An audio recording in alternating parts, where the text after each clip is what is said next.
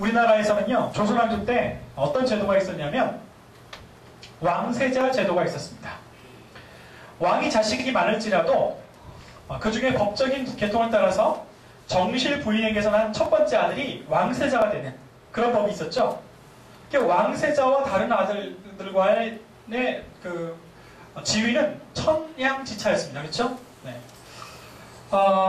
이 왕과 가족에 관련된 비극이 일반 사람들의 그 가정사를 상상을 초월하는 경우들이 많이 있습니다. 그런 이야기들이 역사 속에 많이 있었어요.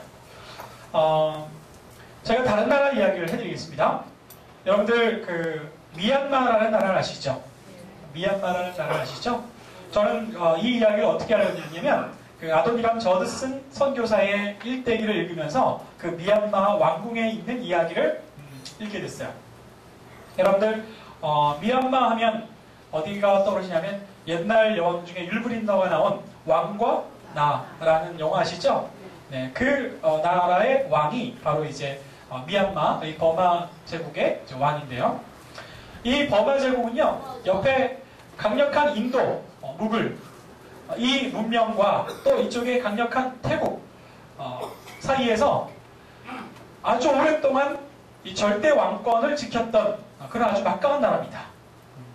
이 나라가 왕권을 계승할 때 어떤 일이 벌어지냐면 이 아도니람 저드슨 선교사 당시에도 왕권이 교체된 때가 있었기 때문에 아주 생생한 기록도 있습니다. 어떻게 기록되어 있냐면 왕이 통치하다가 왕이 죽었어요.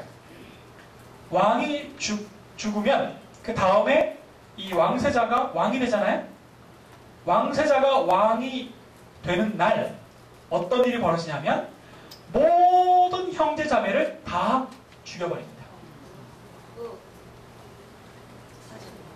심지어 누구까지 죽인 줄 아세요? 그 왕과 함께 통치에 참여했던 대신들, 그러니까 왕과 함께 통치에 참여했던 대신들과 그리고 자기 형제 자매들을 모두 다 죽이고 오직 왕이 된 자신과 자신의 자녀들 외에는 없는 겁니다.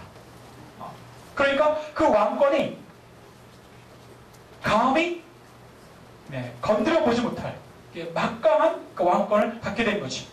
그리고 또 어떤 전통이 있냐면 새로운 왕이 되면 기존의 왕궁을 버리고 다른 곳에다가 왕궁을 다시 새롭게 지어요. 그러니까 이 그 버마 제국은 왕이 한 번씩 나올 때마다 이 그 제국의 수도가 바뀌는 거죠. 그리고 그 왕이 통치권이 감히 넘볼 수 없을 만큼 강력한 겁니다. 그래서 이 아도니람 저드슨 선교사가 기술하는 거 보면 기껏 랭군이죠. 랭군의 그 통치자와 지휘자와 아주 친교를 잘 맺어놨는데 왕이 죽는 바람에 싹 다 날아가는 거예요. 그래서 다시 새로운 왕과 새로운 관계를 맺어야 하는 그런 장면이 나옵니다. 그리고 또 왕가의 비극. 네팔이라는 나라가 있습니다. 여러분들 우리 당대에 일어났기 때문에 생생하게 기억하는 건데 그 나라의 왕세자가 왕궁에서 기관총을 난사해서 왕족들을 다 부모님 비롯해서 자기 형제 자매들을 다 기관총을 난사해서 다 죽여버렸어요. 왜 그랬냐? 속상해서 그랬다는 겁니다. 부모님이 자기의 이 연애, 자기의 이 사랑을 간섭하고 방해해서 그거 억울해서 속상해서 다 기관총을 다 긁어버려서 죽었다는 거죠. 그걸 계기로 이 나라가 왕권이 무너졌습니다. 지금 이 네팔은 그 일을 계기로 이 권력이 한번 무너지는 그런 경험했죠. 여러분들 오늘 우리 다윗의 가족, 다윗과 그 아들 압살롬 때문에 다윗이 얼마나 속상했을까? 여러분들 자식 때문에 얼마나 속상해 보셨습니까? 압살롬과 비할 수 있을까 모르겠네요. 제가 압살롬 이야기를 좀 더 해드리겠습니다. 압살롬도 사실은 속상해서 그랬다는 거죠. 암논을 살려둘 수 없었다는 겁니다. 그 분노와 화를 이기지 못하고 형제이지만 아주 비참한 일을 벌였다는 거죠. 그런데 그 이전에 암논이 압살롬과 다말을 사랑했다는 겁니다. 여러분들, 그러면 그런 비참한 형국이 생기기 전에 어떤 일이 먼저 일어났어야 될까요? 암논이 자기의 죄를 부끄럽게 여기고 참회하고 다말을 책임졌어야죠. 내가 다른 사람을 상하게 만들었다. 그거 그냥 모른 채 아니면 그거 무시하고 그냥 계속 살면 나중에 더 비참하게 당할 수가 있어요. 여러분들, 힘이 없는 작은 사람이라고, 권력이 없는 작은 사람이라고 아이 저 사람한테 내가 그냥 함부로 해도 되겠지 라고 이렇게 했다가 그 사람의 마음이 상해 있고 속상한 채 그냥 그대로 내버려 준다면 나중에 크게 뒤통수 맞을 수도 있는 겁니다. 제가 며칠 전에 본 영화 이야기인데요. 젊은 남학생이 고등학교 1, 2, 3학년 과정을 겪어가는 성장 영화였습니다. 그 성장 영화에 이런 장면이 나오는데, 제가 학교 다닐 때 저희 학교 생활에 있었던 것과 똑같아서 공감이 되더라고요. 어떤 공감이었냐면, 학교 안에 이 힘 좀 쓰는 덩치들이 있습니다. 제가 다니는 고등학교는요, 그 주변 32개 면에서 공부를 그래도 한다는, 제일 잘한다는 애들이 모이는 학교였어요. 근데 1학년 때 어떤 일이 벌어지냐면, 저마다 이 30개가 넘는 면 단위에서 온 학생들이어가지고 유학을 하잖아요. 구미시 학교 주변에 유학을 하는데, 하숙을 하는데 1학년 1학기 내내 공부를 잘하는 녀석들임에도 불구하고 1학년 내내 신경전을 벌입니다. 누가 더 센가를 잽니다. 그래서 1학년 입학해서 그 여름방학 가기 전에 숱하게 이 남자친구들끼리 서로 주먹 다툼을 하죠. 그래서 누가 제일 센가. 그리고 꼭 보면 하숙을 해도 같은 면에서 온 같은 중학교 출신들끼리 하숙을 해요. 그래서 하숙집을 지날 때 만약에 내가 늘 괴롭히는 아이가 있는 하숙집은 둘러다닙니다. 왜냐하면 걔는 내가 괴롭힐 만큼 만만해도 같이 사는 하숙생들이 자기를 가만히 놔두지 않기 때문에 이렇게 둘러다니죠. 또 어떤 일이 있었냐면,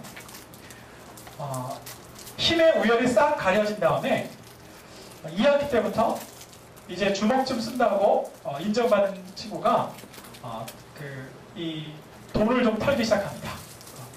다 같이 어려운 하숙 생활임에도 불구하고 그래도 좀 더 넉넉하게 살려고 툭하면 약한 아이들한테 돈 좀 빌려달라고 그래서 돈을 털죠. 이게 안 빌려주면 어떻게 할까요? 네, 혹독하게 매운맛을 보여줍니다. 주먹으로 때리죠. 그런데 어떤 일이 벌어졌냐면, 한 친구가 못 살겠다고 교육청에다가 신고를 한 겁니다. 학교 폭력 때문에 나는 도저히 살 수가 없다. 만약에 이런 일들이 고쳐지지 않으면 나는 자살할 거다. 라고 이렇게 교육청에다가 했고, 교육청에서 학교로 실사를 나왔습니다. 그리고 학생들에게 쫙 쪽지를 돌리죠. 쫙 쪽지를 돌려서 나를 괴롭히는 사람 이름을 쓰라고 해서 써서 내게 했습니다. 우리 반에 3명이 걸렸어요. 3명이 걸려가지고 돈 누구한테 뺏었는지, 누구를 때린 적이 있는지 다 기록하게 해가지고 정도가 많은 친구는 어떻게 됐냐면 퇴학을 당했어요. 퇴학을 당했습니다. 누군가를 괴롭히고 못살게 굴었더니 쟤는 힘도 없고 쟤는 아무런 반항도 못할 거라고 생각했던 그 아이조차도 견디다 못한 속상함을 이기지 못해서 다른 방법으로 했더니 자기의 인생이 날아간 겁니다.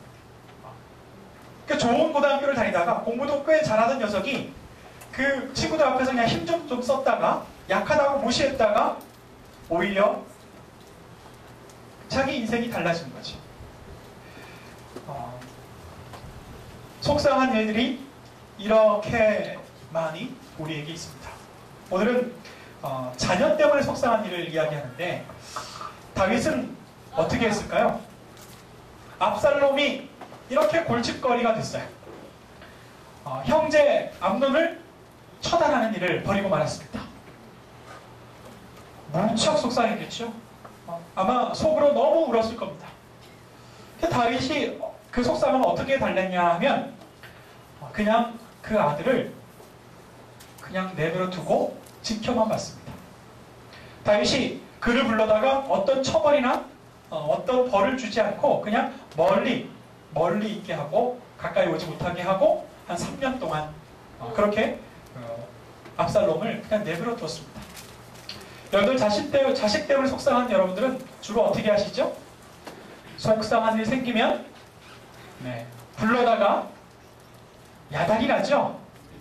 나 너 때문에 속상해서 못 살겠다고 그 속상한 거 다 이야기해서 바로 고쳐놓고야 말아야 여러분들의 속이 풀릴 거라고 생각해서 아마 그렇게 했을 겁니다. 또 반대로는 속상해도 자녀 때문에 속상해도 자녀에게 그냥 아무 말 한 번 못하고 그냥 속상함을 꼭 눌러안고 교회에 와서 기도하면서 그 눈물을 터뜨려 울기도 했을 겁니다. 다윗은 그 속상함을 기다리고 참고 그냥 내버려 두는 방식으로 그 속상함을 달래려고 했다는 것을 성경이 말해주고 있습니다. 자, 그 다음에 이제 압살롬 이야기 들어가 볼게요.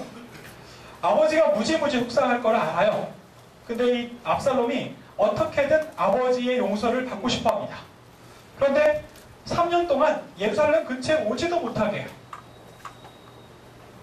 예루살렘 근처에 오지도 못하게 합니다. 그래서 압살롬이 어떤 일을 했냐면 다윗의 오른팔이었던 요압 장군에게 간청을 합니다. 어떻게 간청하냐면 나 대신 아버지의 마음을 좀 풀어달라고. 그래서 아버지가 날 예루살렘으로 들어올 수 있게 해달라고 간청을 하죠. 그래서 요압이 어떤 글을 썼냐면 드고아의 여인을 왕에게 나가서 왕의 지혜를 구하는 척하면서 압살롬과 비슷한 이야기를 하죠. 두 형제가 싸웠답니다. 그래서 한 형제가 불의하게 형이 동생에게 죽임을 당했다는 거지. 그래서 동네 사람들이 형을 죽인 이 동생을 가만히 놔둘 수 없다. 끌어내서 얘도 목숨은 목숨대 처형을 해야 된다. 라고 그렇게 동네 사람들이 요구하고 있는데 왕이 어떻게 하면 좋겠습니까? 형은 죽었다고 쳐도 이제 동생마저 죽게 됐으니 내게 유업을 입을 아들이 이제 하나도 없게 되었습니다. 라고 그렇게 이야기를 했더니 다윗이 그 여인에게 이렇게 얘기해 줍니다. 그냥 그 아들을 가만히 놔두고 그 가족의 유업을 잊게 하라. 그때 요압이 압살롬 얘기를 합니다. 암논은 이미 죽었고 저 아들 그냥 저렇게 그냥 내버려 두면 어떡합니까? 그래 압살롬 그 아이가 있었지. 그래 그 아이가 원하는 대로 예루살렘으로 들어오게 해라. 그래서 예루살렘으로 들어왔습니다. 근데 시간이 2년이 지나도 아버지랑 같은 동네에 살면서도 한 번도 아버지를 만날 수가 없었어요. 왕의 식탁의 자리에 한 번도 불러준 적이 없습니다. 압살롬이 시간이 가면서 갈수록 급해진 거예요. 마음이 답답해진 거죠. 그리고 자기를 도와서 아버지에게 간청해서 자기를 예루살렘으로 올 수 있도록 도왔던 요압 장군이 한 번 더 힘을 써줘서 이번에는 궁하로 들어가서 아버지를 만나고 화해할 수 있도록 도와줬으면 좋겠는데 요압이 그렇게 하지 않는 거예요. 그래서 요압 장군님께 좀 만나자고 몇 번 전가를 보내도 요압이 바쁘다는 핑계로 나 출장 가야 된다는 핑계로 한 번도 만나주지 않는 겁니다.